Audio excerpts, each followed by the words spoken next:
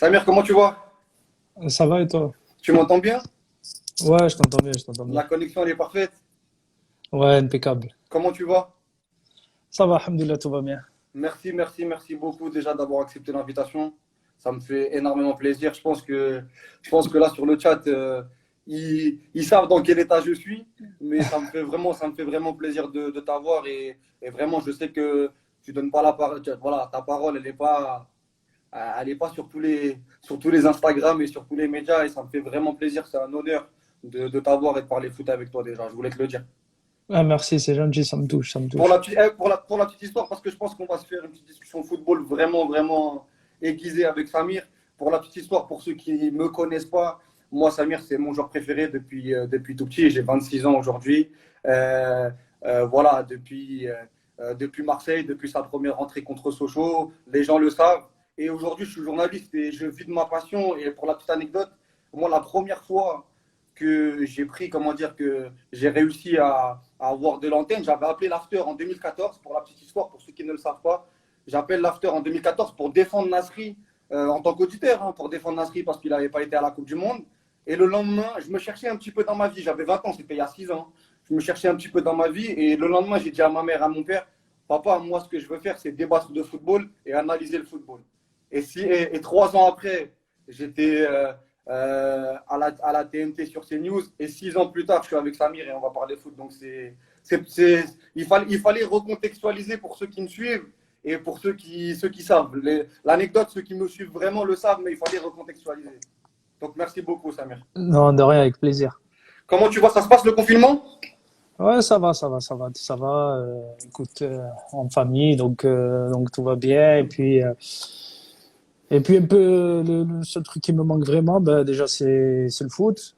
Et la famille, les parents, mes frères, ma sœur. Voilà, donc moi, j'étais avec mon fils pendant ce confinement et tout. Donc voilà, tout va bien. On va pas se plaindre. Il faut rester chez soi, comme on a dit, et puis en espérant que ça se termine très rapidement. Tu es à Dubaï là aujourd'hui? Ouais, là, je suis à Dubaï. Ouais. Et physiquement, sinon ça va, tu te sens bien, tu te sens mieux. On sait que tu as eu un petit peu beaucoup de pépins cette saison à Anderlecht. Là, physiquement, c'est comment? Tu te sens un peu mieux? Ouais, j'avais des pépins et ça a commencé en fait lors de ma reprise avec West Ham. Ouais. Et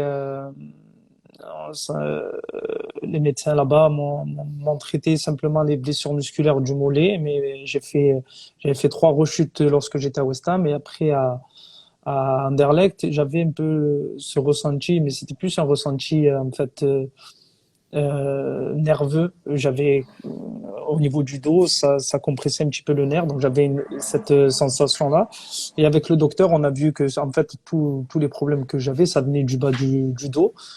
Et avant tout ce bordel et tout le confinement, j'étais allé voir le docteur Wolfgang Müller à Munich.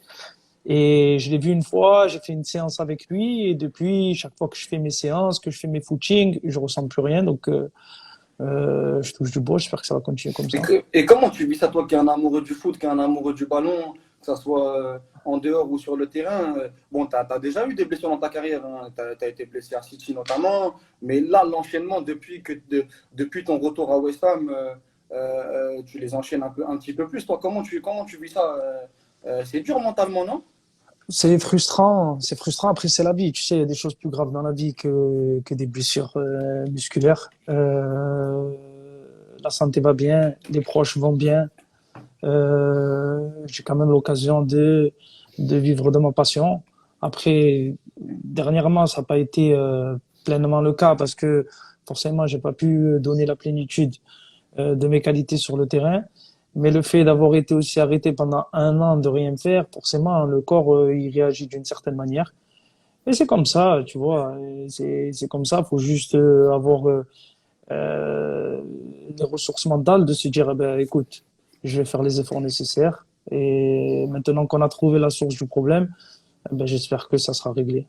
On va essayer pour tous ceux qui nous rejoignent, là, je vois beaucoup, beaucoup de messages d'amour. On va essayer de vraiment parler de football avec Samir, de revenir, de retracer un petit peu sa carrière aussi et ses meilleurs souvenirs, parce que Samir, il a fait beaucoup, beaucoup d'interviews et l'idée, moi, c'est vraiment, comme je sais très, très bien, pour pour te connaître de très loin. Tu es un vrai passionné de foot et moi, j'aimerais bien vraiment parler de jeu avec toi, parler de ta vision du foot, parce que je pense que tu peux vraiment, vraiment nous apporter. Et moi, je me rappelle de ce que tu as fait à l'équipe du soir, ou même ce que tu as fait sur d'autres plateaux. À chaque fois que tu prends la parole, bah, t'es un des seuls joueurs, moi, qui me fait rêver, qui me faisait rêver sur le terrain, mais aussi tu as une vision intéressante. Donc vraiment, je voulais en parler avec toi. Moi, j'ai une petite question pour planter un petit peu le décor. C'est ton démarrage à Marseille. Aujourd'hui, depuis que tu es parti de Marseille, voilà, il y a ce fantasme des minots, les minots qui percent, etc. Toi, tu as percé très très tôt à Marseille. Entre toi et Maxime Lopez et Bouba Camara, on a eu quand même un gouffre. Il ne s'est rien passé dans le centre de formation. Il n'y a pas eu un joueur de ton talent qui a réussi à éclore. Comment, on va se remémorer un petit peu, comment tu as vécu, toi, le fait de percer dans ta ville aussi facilement? Parce que tu arrives comme un ouragan, toi, à 18-19 ans, à ce moment-là, dans un vestiaire qui est très, très costaud, Barthez, Lizarazu et consorts. Et explique-nous, parce que entre toi et on le voit avec Maxime Lopez et Bouba Camara, même si ça se passe très bien cette saison au poste de numéro 6, c'est pas facile, quoi. Explique-nous un petit peu. Marseille, l'OM, avant QSI, c'était, et ça restera toujours le plus grand club français. Donc, il y a toujours eu cette politique un petit peu de grands joueurs à Marseille. Donc, forcément, les jeunes du centre de formation, c'était pas, ça a jamais été forcément une priorité à l'Olympique de Marseille. Et puis, faut être honnête, il n'y a pas eu des générations extraordinaires. Donc c'est pour ça qu'il n'y a pas eu forcément de joueurs qui sortaient du centre de formation. Et puis nous, on a eu ce truc d'être champion d'Europe en 2004. Donc voilà, on avait 17 ans Tu as eu l'étiquette à ce et moment-là, tu as eu l'étiquette à ce moment-là, numéro 10, qui gagne avec l'équipe de France, et ça a facilité un petit peu. non, je l'avais déjà en jeune. En jeune, je faisais partie des grands espoirs. Si tu regardes bien à l'époque, voilà, c'était en gros, voilà, leur destin il est tracé, que ce soit Ahmed, Yayaoui ou moi. Et, euh, et Marseille, le problème, c'est que la région, il y a énormément de talents. Il y a des talents partout, mais comme on connaît un petit peu la politique du club, beaucoup de joueurs vont à Monaco, beaucoup de joueurs vont à Montpellier, beaucoup de joueurs vont à Nice et pas forcément à Marseille. Après, c'est pas pour truc, mais avant Maxime Lopez et avant Bouba Camara, il y a quand même eu les frères Ayou Oui, c'est qui ont vrai. joué et Mais c'était qui viennent du c'est-à-dire centre de formation. c'est-à-dire qu'ils ont été, mais ils ont été prêtés, notamment André qui a été à l'Avignon, il a été à Lorient. C'est-à-dire que ça n'a pas été aussi facile que toi où tu as intégré l'équipe première et après tu n'en es plus ressorti. Je ne sais pas si tu vois en fait en gros c'est là en fait où Franchement, il faut avoir le talent, il faut connaître l'environnement du club parce que c'est un environnement qui est pas facile. toi Euh, t'avais saisi tout ça toi, c'était une force à ce moment-là quand tu arrives. moi, je suis de Marseille, je viens des quartiers nord, je sais comment ça se passe, je connais le club, je connais la mentalité. Et à Marseille, c'est un public de passionnés, mais c'est un public aussi qui aime voir des gens du cru sortir et faire les choses. Et ils aiment aussi quand le joueur, voilà, il a vraiment l'amour du club et ça, après, il te le rend puissance 1000. Mais moi, quand je suis arrivé en pro, je te dis la vérité, moi, j'avais aucun complexe d'infériorité avec qui que ce soit. Moi, je suis arrivé et j'étais, en gros, moi, c'est leur place à eux. Raconte-nous un petit peu. Moi, voilà, je suis arrivé à 17 ans. Déjà, quand je suis arrivé, bon, à 16 ans, j'avais fait quelques entraînements avec eux et après, je pouvais pas jouer. Et à 17 ans, on a été champion d'Europe et on m'a dit, bon, tant que tu signes pas ton contrat pro, tu peux pas, tu débuteras pas au club. Parce que on a eu l'incident avec Flamini, il est parti libre et ça, on veut pas que ça nous arrive. Donc, quand j'ai signé pro, j'ai eu aussi ce petit truc, c'était José Anigo l'entraîneur. José Anigo, il m'a connu en Benjamin. C'était mon entraîneur en Benjamin quand j'avais 9 ans. Après, il était directeur du centre de formation. Il m'a fait jouer mon premier match en CFA. J'avais 13 ans et demi. Euh, quand j'ai joué mon premier match en CFA. Et donc, après, il arrivait en pro. Et bon, on venait d'être champion d'Europe. On avait des sollicitations de tous les grands clubs européens. Donc, le club nous a fait signer. En plus de ça, quand on me fait signer, c'est mon ancien agent qui devient manager général du club, Pape Diouf. Il y avait une reconstruction parce qu'il venait de vendre Frère, son âme. DJ Drogba.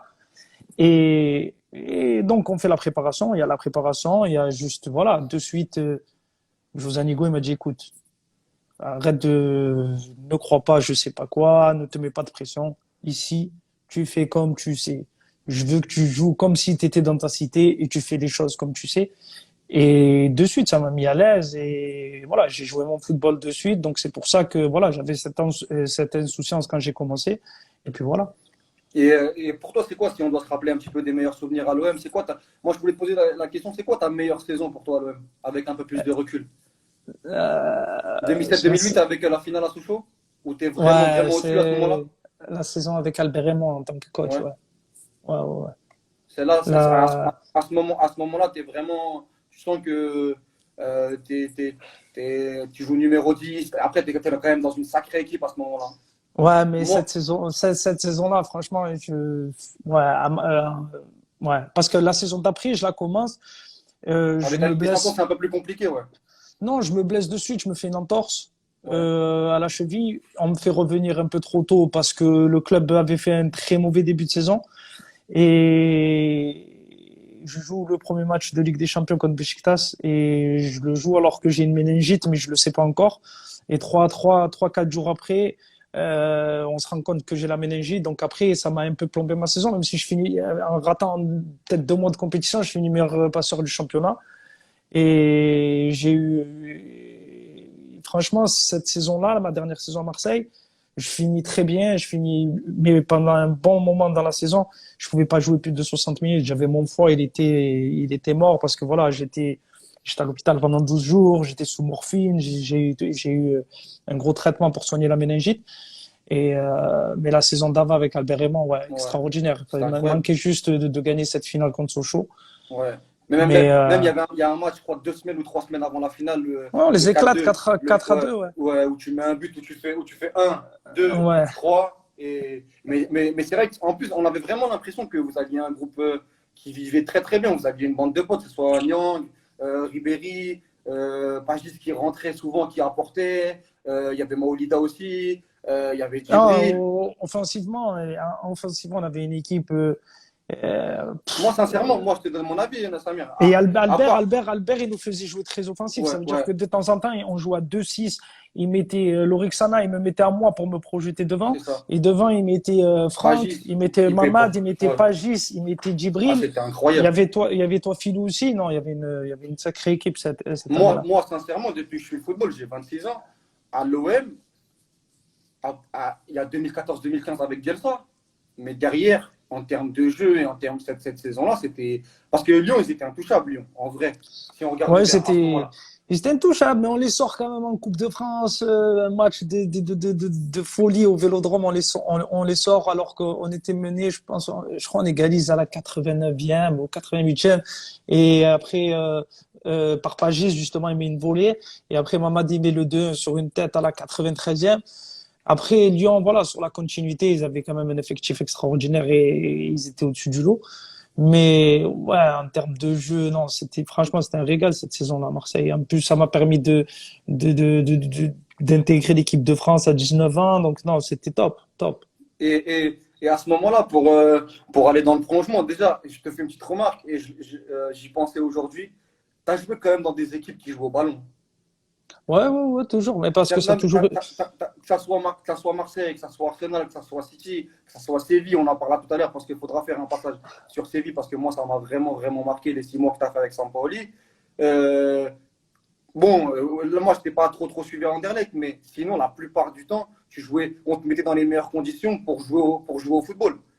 Non, mais parce que j'ai toujours choisi, moi, j'ai toujours choisi ça. J'ai toujours privilégié l'aspect sportif ou la discussion avec un coach au départ où je sais qu'il va me faire jouer dans une position qui me convient, avec un entraîneur qui me veut vraiment. Parce que moi, si un club me veut, mais que l'entraîneur est hésitant, j'irai jamais dans ce club-là parce que au final, celui qui prend les décisions, c'est toujours l'entraîneur. Donc voilà, c'est pour ça que j'ai toujours choisi des équipes où je savais que ça allait jouer. Et quand je signais à Arsenal, j'avais aussi beaucoup d'autres clubs, mais j'ai pas voulu aller dans les autres clubs parce que pour moi, après Marseille, il me fallait une étape intermédiaire où il fallait un club où je joue, qui joue les premiers rôles dans le championnat anglais, qui joue la Ligue des Champions, mais malgré mon âge 20 ans, que j'allais être titulaire dans ce club-là avec un entraîneur français qui m'a grave facilité les choses. Et c'est pour ça que j'avais choisi Arsenal et pas un autre club. Mais mes décisions ont toujours été quand même réfléchies et j'ai toujours privilégié l'aspect sportif. Et c'est pour ça. Et parle-nous un petit peu de cette transition Marseille-Arsenal, on va essayer d'avancer. Tu sors d'un Euro 2008, mi-figue, mi-raisin, où tu rentres contre l'Italie, où tu joues, tu joues tu joues le troisième match, ça se passe mal, la France perd 2-0. Bien entendu, tu as ce dernier match contre Strasbourg, où tu mets un but incroyable sur un service de Grandin, où derrière, c'est ton dernier match. Et tu pars, c'est quoi, 16 millions d'euros Arsenal? Ouais. Ouais. Explique-nous un petit peu la transition Marseille-Arsenal. Tu nous as dit que tu avais d'autres clubs, mais dans ta tête, c'était Arsenal par rapport au projet sportif. Explique-nous, voilà, tu changes de dimension à ce moment-là, tu arrives dans un vestiaire où, différent, même si vous aviez énormément de qualité. Tu pars de ce cocon marseillais. Explique-nous un petit peu comment elle se passe, cette transition-là.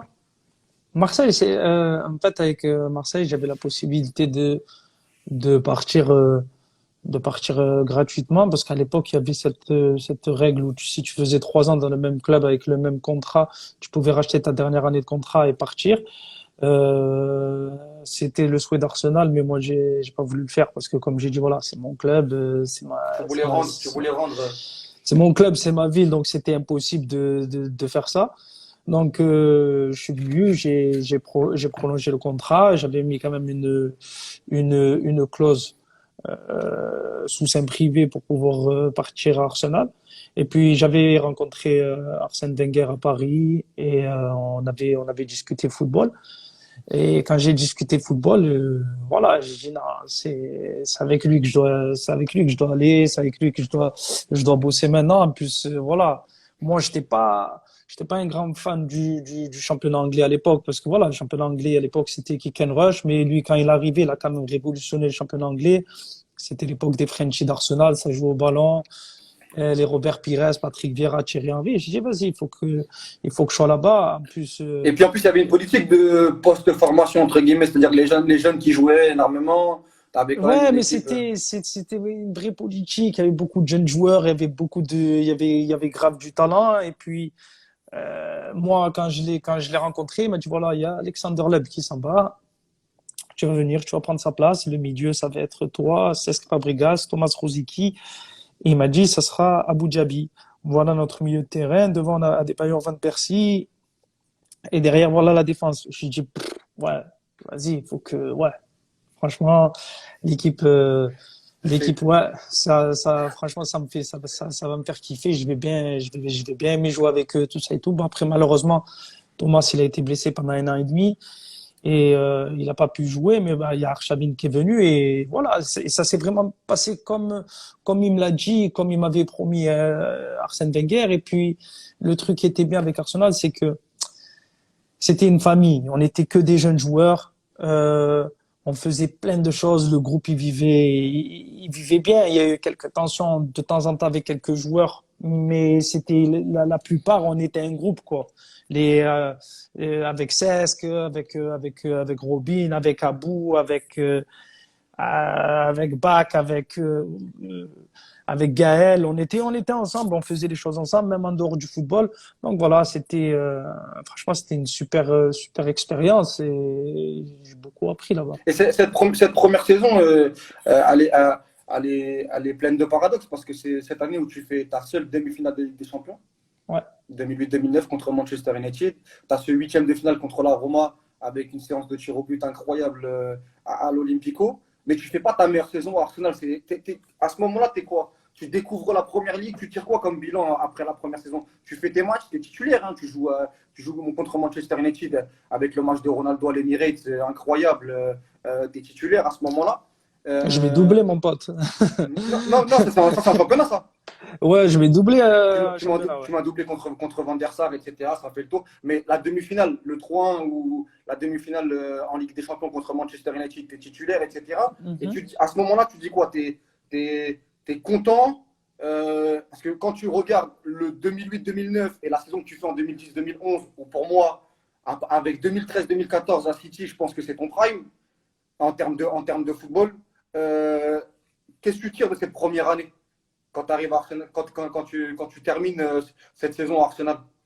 Non, la première année, non, il faut, tu sais, il faut, le championnat anglais, c'est, surtout à l'époque où je signe là-bas, c'est pas le championnat anglais de maintenant. Beaucoup de gens disent que le championnat anglais maintenant, c'est quelque chose, mais le championnat anglais de l'époque, Sur le chat, je le mets doubler mon pote. Tu vas pas laisser passer celui-là. ah non, euh, United, c'est juste, je te parle offensivement et un peu, bon, derrière, c'est Ferdinand Vidic dans l'axe. Au milieu, tu as Paul Scholes, Michael Carrick, Giggs. Devant, tu as Rooney, Cristiano Ronaldo et Carlos Tevez. Et gardien Van der Sar, à gauche Evra. Bon, ça, c'est déjà Manchester United. Liverpool, c'est Fernando Torres, Steven Gerrard, Xabi Alonso, Mascherano. Ah, tu me fais rêver là. Euh, Chelsea, c'est les Drogba, c'est les Lampard, c'est les Ballack, les Deco. C'est le championnat anglais, franchement, c'était quelque chose. Et Arsenal, ben, c'était les Van Persie, les Fabregas, les Arshavin, la Adebayor. Donc franchement, c'était un championnat de dingue.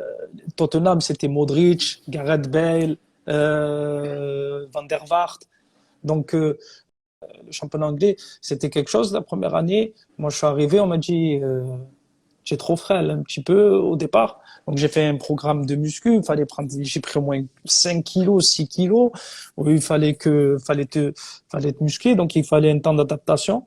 Et pour ma première saison, je crois que je mets 6 ou 7 buts en première ligue. Bah, tu commences avec un but contre West Bromwich. Premier match, Ouais, premier but. premier but, ouais, après 3 minutes de jeu. Donc non, franchement, ça s'est bien passé.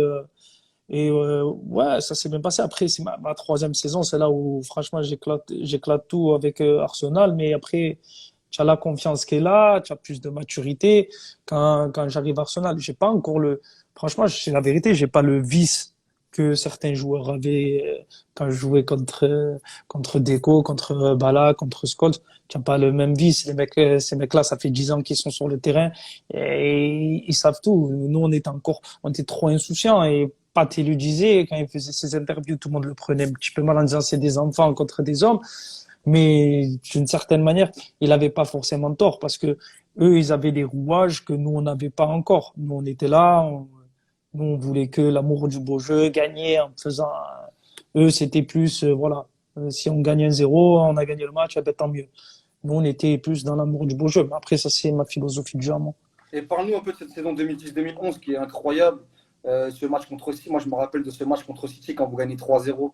Tu fais un match incroyable là-bas. Le match contre Fulham, je crois que à l'Emirates où tu mets 2 buts sensationnels. À ce moment-là, c'est ton prime là, avec un peu de recul ou tu préfères 2013-2014 à City? Parce que le problème de 2013-2014, si tu veux mon avis, c'est qu'en fait, tu as un monstre à côté de toi qui fait une saison qui est pour moi all-time au milieu de terrain et qui s'appelle Léa Touré et qui te. Tu vois.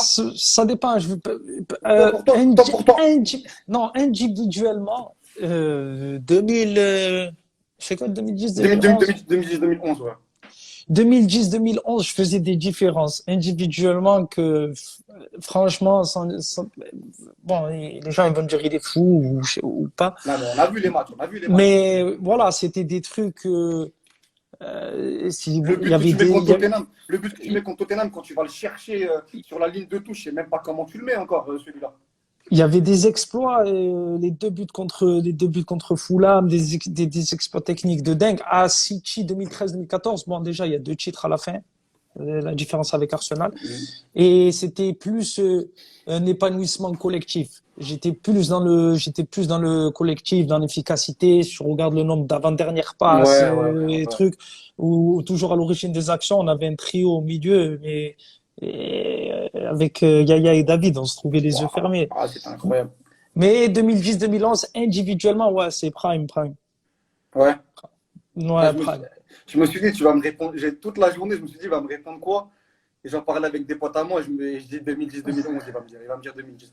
En plus, avec le cache-cou, etc., c'était la belle époque. Hein. Ah, C'était la belle époque. on avait encore le droit de l'avoir. Non, on avait du flow avec ça.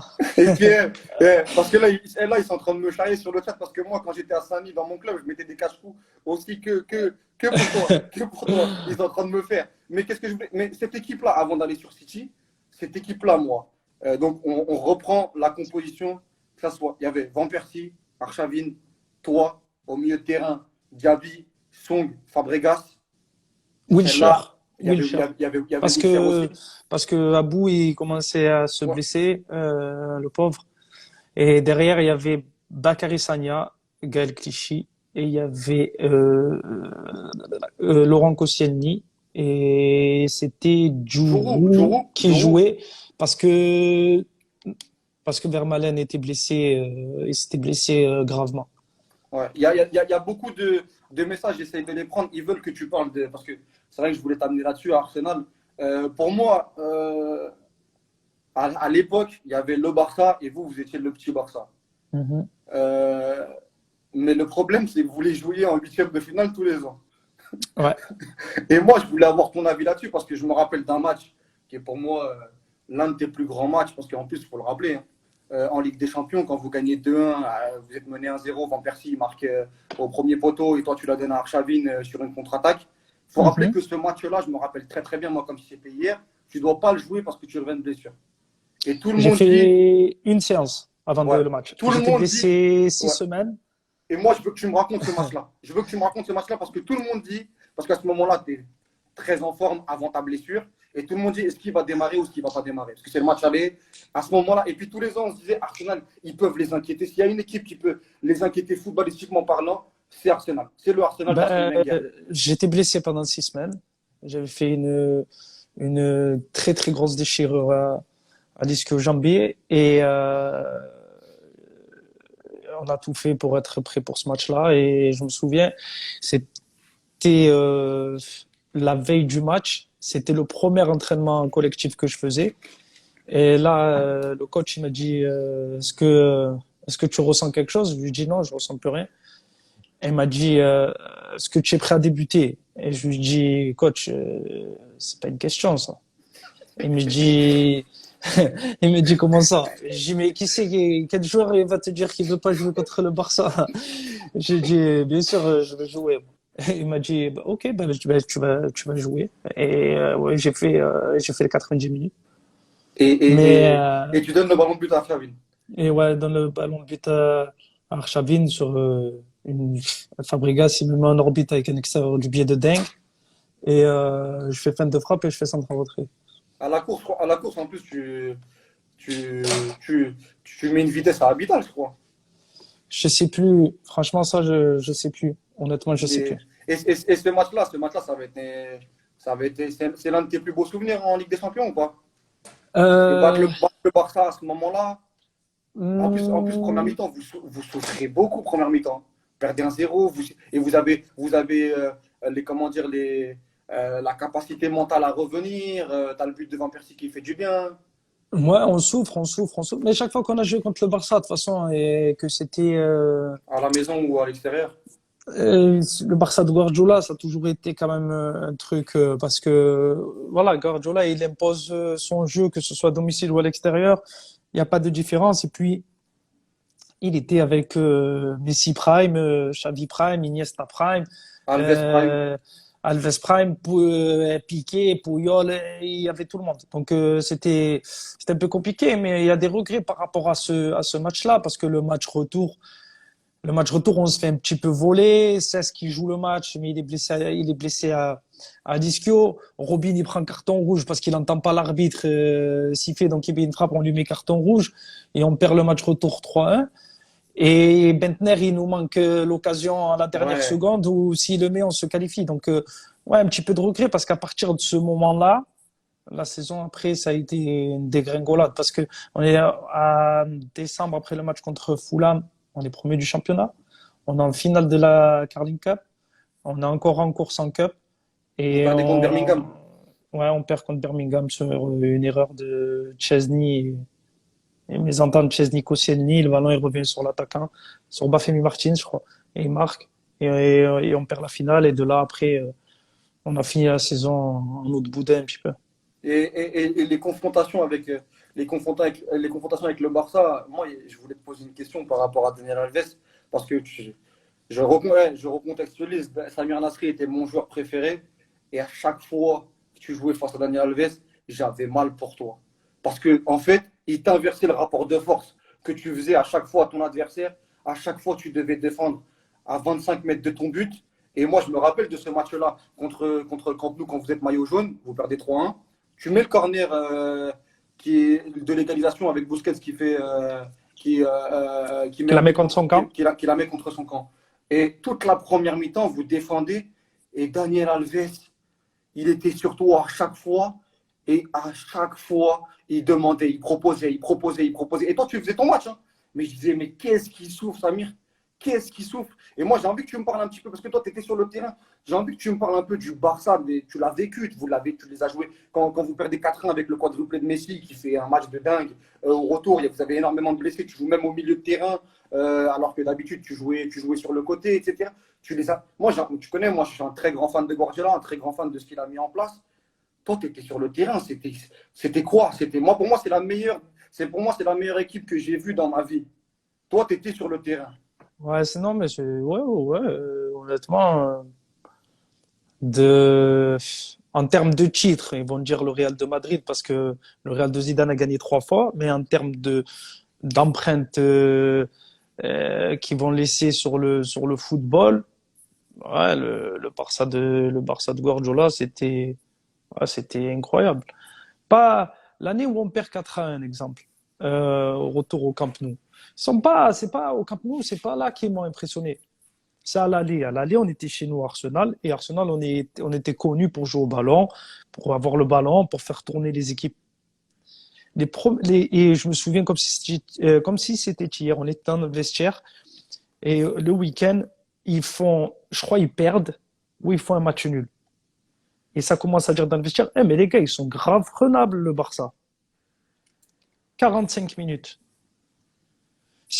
Franchement, si on a fait 3 passes d'affilée à un moment donné dans les 45 premières minutes, c'est un truc de dingue.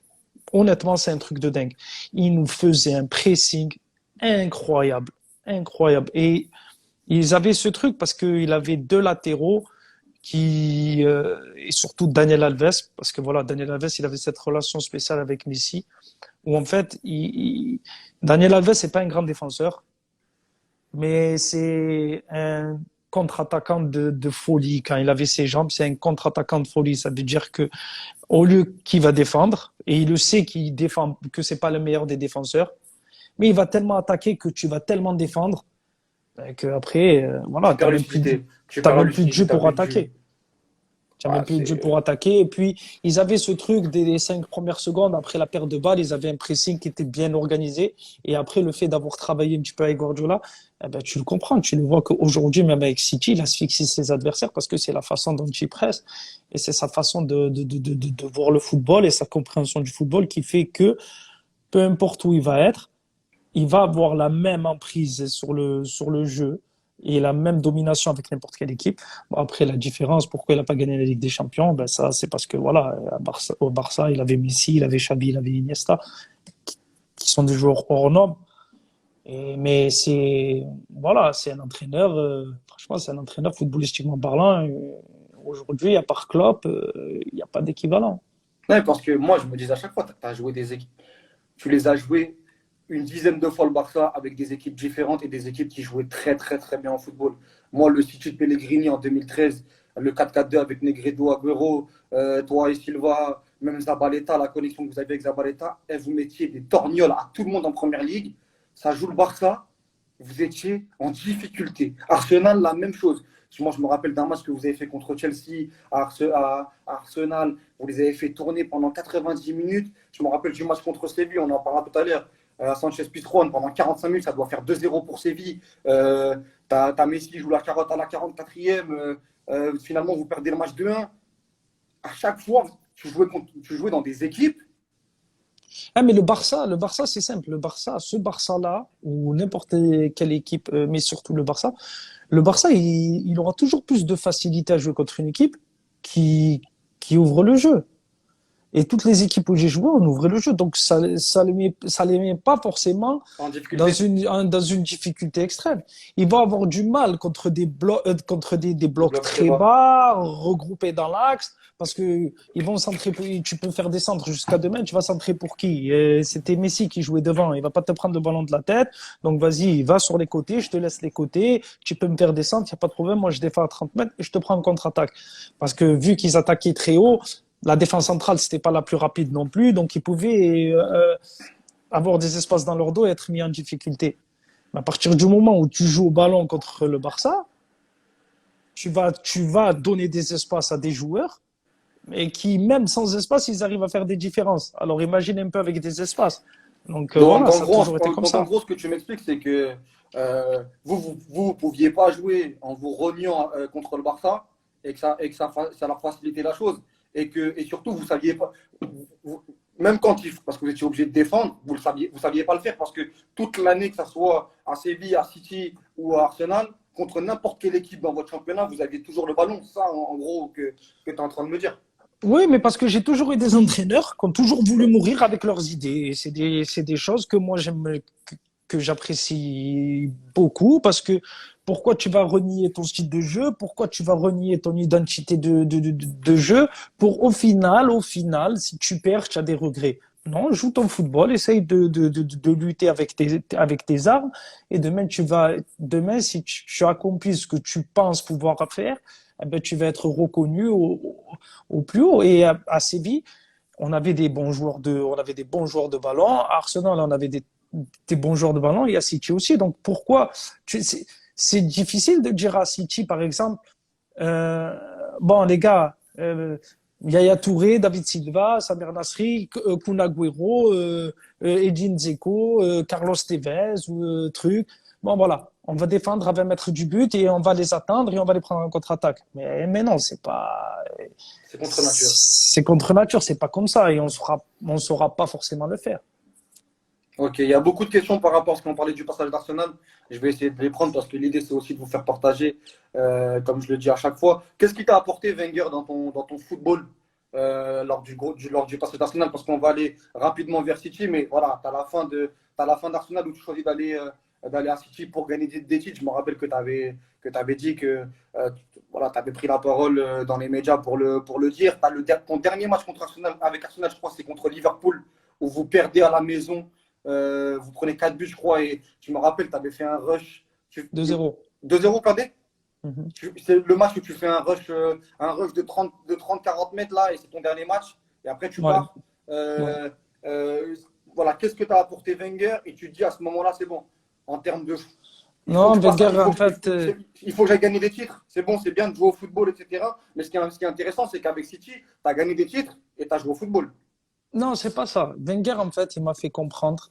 Il m'a fait comprendre que j'avais le potentiel pour être un des meilleurs joueurs d'Europe. Si seulement je voulais vraiment, je pouvais être un des meilleurs joueurs d'Europe. C'est quelqu'un qui m'a fait aussi avec les tests, avec les tests de vitesse, tout ça, découvrir que, hey, regarde, t'es rapide.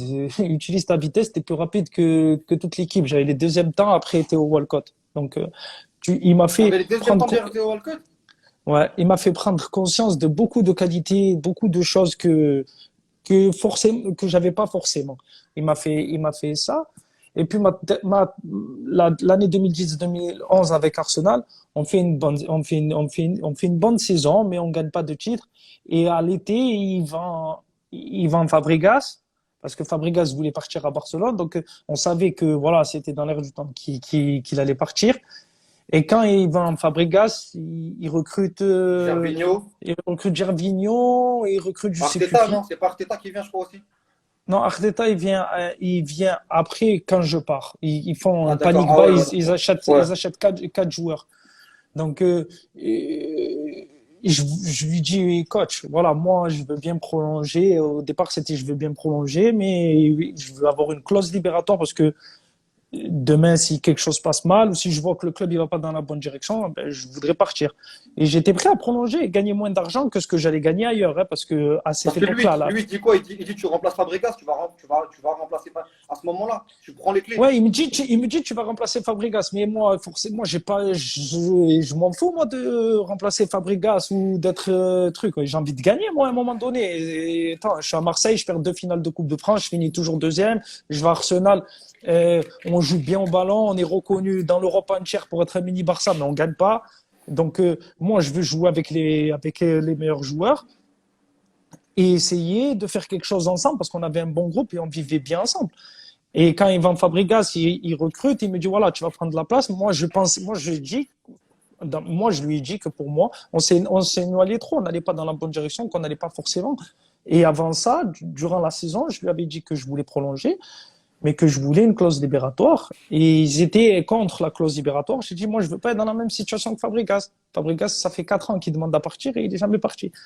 Et après, c'est à votre bon vouloir. Et donc après, j'ai dit que j'allais pas prolonger, que je voulais partir. Et à la fin de cette saison-là, j'ai l'Inter de Milan, j'ai Chelsea, j'ai United. j'ai Manchester United, j'ai le PSG, et j'ai la Juventus. Et j'ai décidé d'aller pour à Manchester City. J'ai éliminé les autres clubs parce que Pourquoi City? Pourquoi La City? Juve, bah, Ah, laisse-moi parler. excuse-moi, c'est bien. Excuse-moi, c'est bien. La Juve, ils viennent de remonter et ils jouent pas la Ligue des Champions. Donc déjà, c'était pas cohérent pour moi d'aller dans un club où j'allais attendre un an avant de jouer la Ligue des Champions. Paris, je voulais pas parce que voilà, je suis de Marseille, je voulais pas jouer à Paris. Et j'avais l'Inter de Milan, c'était Leonardo qui était là-bas. Et donc après, une fois que Leonardo est parti à Paris, c'est pour ça que ça a basculé à Paris. Donc j'ai dit non. Après Chelsea, je dis ça à Londres, non, c'est bon. Et il y avait Manchester United ou Manchester City. Donc pendant la saison, c'était au mois d'avril, on a fait un rendez-vous avec Alex Ferguson. On s'est vu à Paris dans un appartement, dans un truc voilà, personne l'a jamais su. On s'est vu, on s'est rencontrés, on a discuté football, tout ça.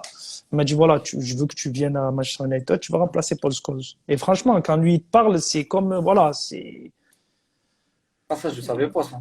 c'est un monument, c'est un monsieur. Donc on a parlé, on a kiffé tout ça et tout. On se parlait. Après on se parlait souvent en texto. Donc voilà, il voulait que je vienne tout ça et tout. Et après il y a Manchester City qui était là depuis le mois de janvier. Donc j'ai dit bon, on va voir. Et jusqu'au dernier moment, j'hésitais.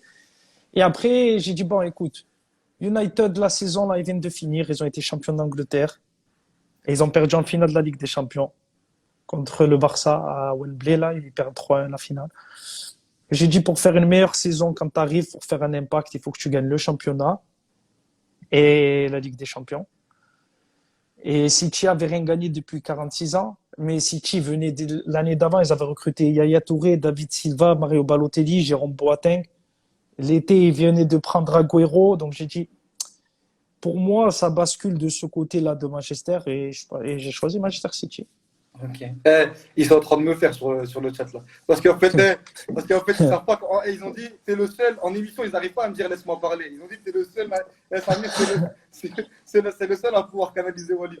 Non, mais ça, je ne savais pas sur Ferguson. Il t'a dit, tu vas remplacer Paul Scholes. Ouais.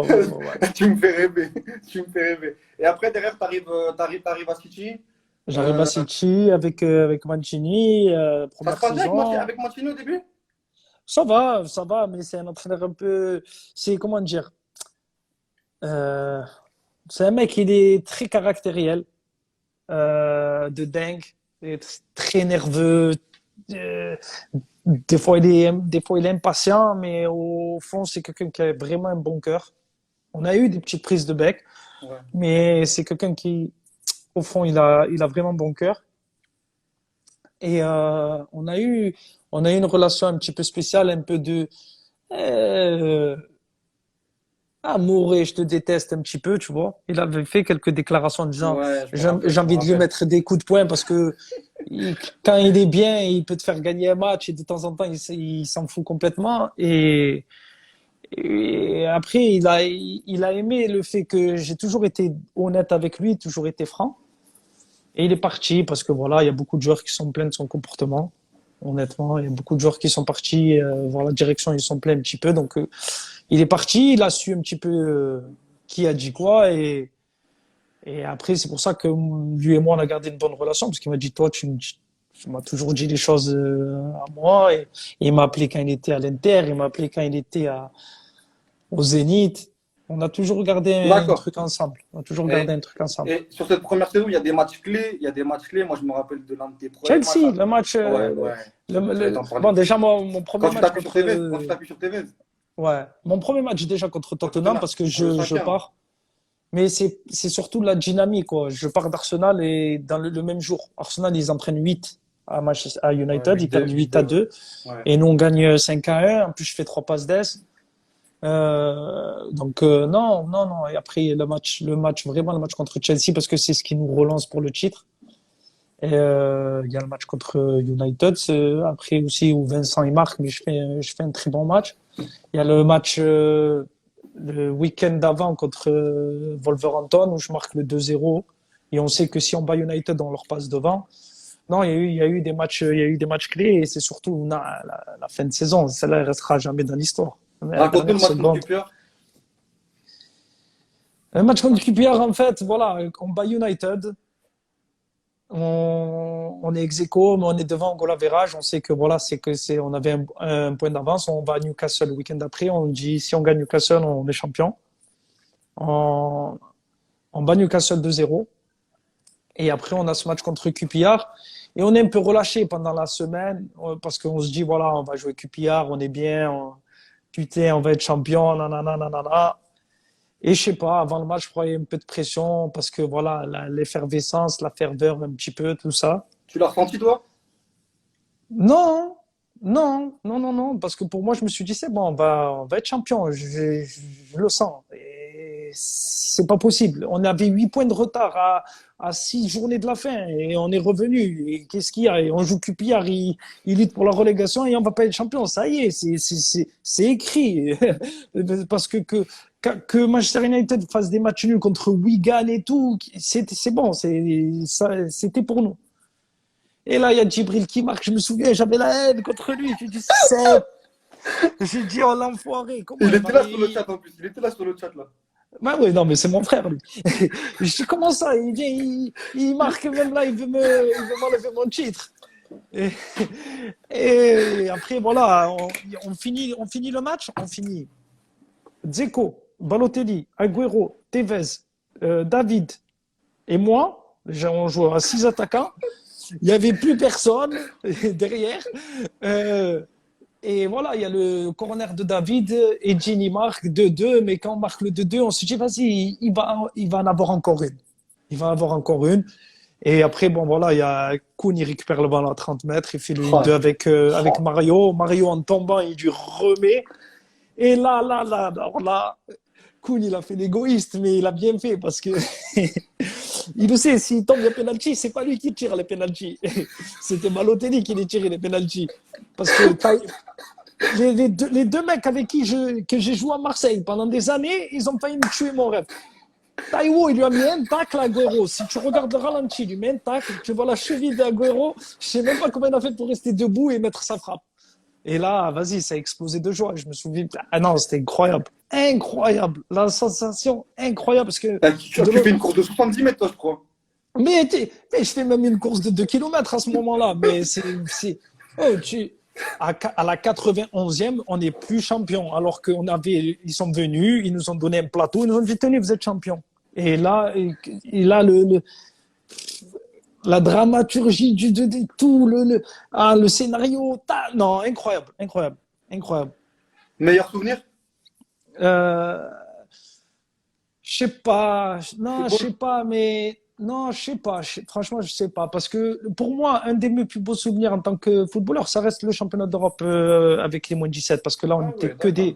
on était que des potes et c'est le début de tout. C'est ce qui nous a permis à tous, en gros, de signer pro et c'est le tremplin qui a tout lancé. Et c'est une bande de potes parce que c'est des trucs. Tu as peut-être dû le voir. C'était arrogant à l'époque, ça et tout, mais franchement, quand j'étais jeune, j'étais sûr de moi. Je disais à Steven Chico, il en a parlé une fois dans le vestiaire. J'ai dit, frérot, on va être champion d'Europe, te casse pas la tête. C'est moi, je vais te le faire gagner, championnat d'Europe, tout ça et tout. Et le fait ça nous est arrivé, ça s'est passé, et d'un coup, de suite, tac, tu rentres, tu sais que tu vas signer pro, et là, c'est un peu ton rêve de gosse qui se réalise. Donc ça restera quand même, pour moi, le plus beau souvenir. Après, le reste, ouais, champion d'Angleterre, nanani, nanana, mais s'il n'y avait pas ce truc-là, peut-être que ça aurait mis un peu plus de temps, peut-être que ça ne serait pas fait à l'OM, peut-être que, tu vois. Donc, non, non. Et entre les deux titres, donc moi, si tu veux mon analyse d'un point de vue extérieur, entre le premier QPR et le deuxième, ça soit collectivement et individuellement, moi j'ai préféré à des années-lumière 2013-2014. Déjà d'une c'est toi qui donnes le but du titre, entre guillemets, contre West Ham. Et derrière, il y a l'interview de Stéphane Guy, moi je me rappelle comme si c'était hier au CFC. Euh, et tu fais une saison, vous faites une saison, il y a le but contre Sunderland de l'extérieur du pied en finale. La saison que fait Yaya Touré. Et j'aimerais que tu me parles de Yaya Touré juste après, parce que je sais que vous avez une relation, que ça soit sur et en dehors du terrain, qui était quand même au beau fixe quand vous jouiez. Il y a une différence entre le premier et le deuxième quand même pour toi. Ou c'est moi je suis fou. Non, non, non, non, non, je pense, non, non, le deuxième, déjà, le deuxième, pour moi, avec Pellegrini, on jouait beaucoup mieux au football qu'avec, avec Mancini. Ça, Avec c'est Mancini, ça. c'était plus, on se repose sur les individualités et à un moment donné, il y a quelqu'un qui va faire la différence. Avec, avec Pellegrini, c'était quand même plus un collectif huilé. Après, il y avait des individualités qui ressortaient forcément. Mais non, c'était vraiment un collectif, c'était un système de jeu, c'était son 4-4-2 avec deux milieux excentrés qui étaient des numéros 10 qui rentraient en faux pied pour faire monter les latéraux, que ce soit Clichy ou Kolarov à gauche ou Zabaleta, Mika Richards à droite. Donc et au milieu c'était David et moi. Après de temps en temps il y avait Jesus qui jouait Navas et devant c'était Negredo, Agüero. Après il y avait Dzeko, Jovetic. Non, au milieu, il y avait Fernandinho, c'était sa première année, c'était Fernandinho et Yaya. Ouais. Et Fernandinho, il faisait le sale boulot pour que Yaya il puisse justement se projeter vers l'avant. Et après, non, c'était cette année-là, Yaya, il fait une saison extraordinaire. Il gagne pas le meilleur joueur de première ligue, il le donne à Suarez parce qu'il met 30 buts. Ok, mais bon, on est champion, on gagne la Carling Cup. Il a Il des met stats, 20, je crois qu'il fait il met 20-24 ou 20, 20, 20. il fait plus de 20 buts la saison et il lui donne pas, donc, ouais, ouais, En plus, en plus je suis pas compris. il était en spécial coup franc cette année-là. Il te les brossait. Il te les brossait. Écoute-moi, voilà. Yaya, moi, c'est plus qu'un pote. C'est vraiment, franchement, on est vraiment très, très, très, très, très, très, très proche avec Yaya.